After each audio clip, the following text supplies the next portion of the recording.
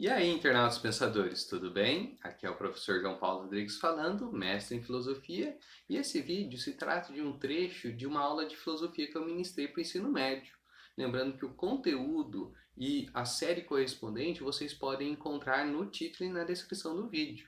Também trata-se de um áudio mais simples, mais direto e mais didático para aqueles que querem estudar para o vestibular e para o Enem. Desde já agradeço e, por favor, curtam o vídeo. Então, a aula de hoje será sobre as diferenças entre a ética segundo os sofistas e a ética segundo Sócrates. O filósofo Sócrates ele sempre esteve em debate com os sofistas, o que a gente pode observar bem nos livros de Platão, que mostra o Sócrates sempre debatendo com alguém, e aí na maioria das vezes é um debate aí com algum sofista, sobre os mais variados tipos de assuntos. E na ética não é diferente, afinal, o modelo ético de ambas as partes se interligam com as suas respectivas teorias do conhecimento. Segundo o sofista Protágoras, o homem é a medida de todas as coisas, ou seja, a verdade ela seria relativa, pois seria considerado verdadeiro aquilo que estivesse de acordo entre os homens, pois seria através aí da arte da retórica é que um bom argumentador poderia convencer então o outro acerca de sua verdade. Essa posição relativa dos sofistas ela foi muito alvo de críticas na tradição filosófica aí do Ocidente.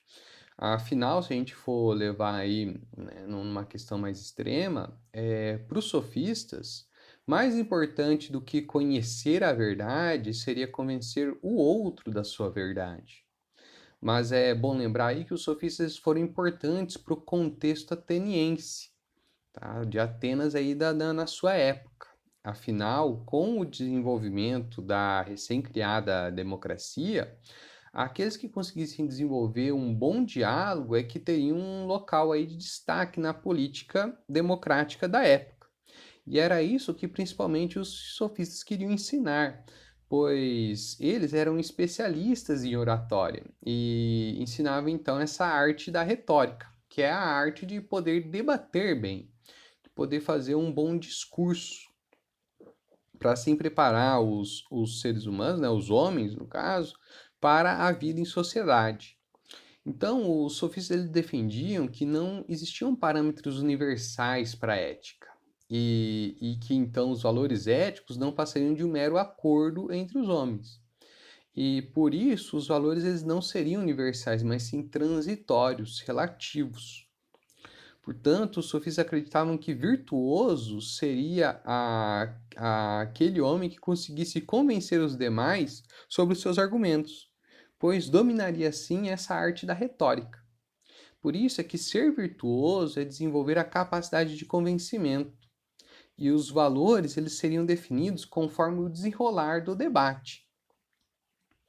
Já o Sócrates ele não concordava com essa visão dos sofistas, pois o Sócrates acreditava que existiam valores éticos universais, que poderiam ser alcançados e cultivados por todas as pessoas, pois os valores éticos estariam fundados sobre a alma humana, aquilo que o Sócrates chamava de psique, que é onde está a consciência, o caráter, a vontade, ou seja, a racionalidade do ser humano. Para Sócrates, o corpo ele deve ser um instrumento a serviço da alma, né, da psique, na busca pelo conhecimento. Lembrando que o conceito de conhecimento está no interior de cada ser humano. E é o conhecimento que é capaz de libertar o homem. Esse conhecimento que é alcançado por meio aí do método dialético proposto por Sócrates, passando lá pelas fases da ironia e da maêutica. Saber aí, né? Na ironia, o indivíduo ele reconheceria sua própria ignorância, como nós podemos nos recordar da famosa frase "eu só sei que nada sei". E na maiêutica, né, que significa dar à luz em grego, o indivíduo ele poderia então alcançar o autoconhecimento, que está bem proposto na frase "conhece-te a ti mesmo". E desse modo ele poderia alcançar o conhecimento sobre o mundo. Assim, né, segundo Sócrates, quanto mais o ser humano tem acesso ao conhecimento, mais ele alcançará a virtude. Por isso é que nós podemos definir a ética socrática como sendo um intelectualismo ético, pois é por meio da razão que o ser humano ele pode ser justo e que pode praticar a justiça. A ligação entre razão e ética ela é muito forte entre os filósofos gregos clássicos, pois para eles existia uma interdependência entre a verdade, o belo e o bom, não sendo possível pensar um desses conceitos sem a devida ligação com os outros dois, porque aquilo que é verdadeiro é belo e bom, aquilo que é belo é verdadeiro e bom, e aquilo que é bom é verdadeiro e belo. Sobre o conceito liberdade, nós podemos dizer que, para Sócrates, a liberdade seria a capacidade que o ser humano tem de dominar a si mesmo e dominar as suas paixões. Ou seja, é o domínio da racionalidade sobre os instintos. Conforme o ser humano ele desenvolve a sua racionalidade, mais ele alcança o seu autodomínio, o que proporciona também a felicidade ao ser humano. Pois, para Sócrates, alcançamos a felicidade quando alcançamos a virtude. E a virtude só pode ser alcançada na busca pelo conhecimento. Por isso, ele não existiria o uso de violência no debate dialético que o Sócrates propõe em seu método dialético.